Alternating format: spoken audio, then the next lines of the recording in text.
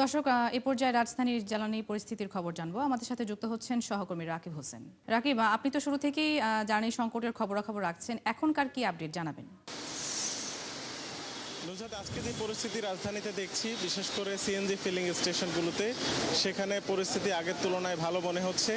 এবং যারা যানবাহনে গ্যাস নিচ্ছেন তারা বলছেন যে গতকালকেও গ্যাসের প্রেশার খুবই কম ছিল এবং অনেক সময় লাইনে থেকে তারা যে গ্যাস পেতেন সেটা তাদের চাহিদার তুলনায় কম।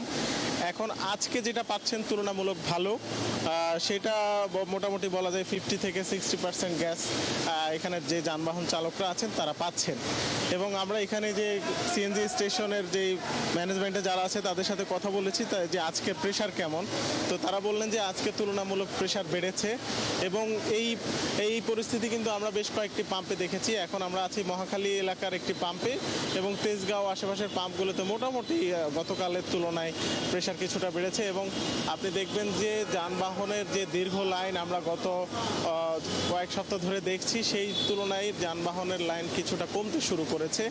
এবং সবচেয়ে বড় বিষয় সেটি হচ্ছে যে পেট্রো বাংলা এবং আরপিজিসিএল এর পক্ষ থেকে আমাদেরকে যেটা জানিয়েছে যে আসলে এক্সিলারেট থেকে এখনো পুরোপুরি গ্যাস সরবরাহ স্বাভাবিক হয়নি, তবে সামিট থেকে সরবরাহ স্বাভাবিকভাবেই আছে এবং দেশীয় কূপগুলো থেকে গ্যাসের স্বাভাবিক সরবরাহ রয়েছে। সব মিলিয়ে এখন পর্যন্ত প্রায় 240 থেকে 245 কোটি ঘনফুট হারে গ্যাস পাওয়া যাচ্ছে।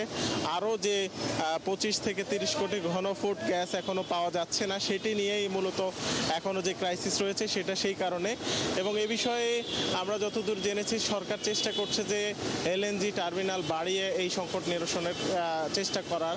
এবং এইটা আসলে সমাধানের ক্ষেত্রে গতকালকেই অর্থমন্ত্রী বলেছেন যে আসলে 2 বছরের আগে আসলে পুরোপুরি। রাকিব, অনেক ধন্যবাদ আপনাকে যুক্ত হওয়ার জন্য। দর্শক, সরাসরি যুক্ত ছিলেন সহকর্মী রাকিব হোসেন, জ্বালানি পরিস্থিতি নিয়ে জানাচ্ছিলেন।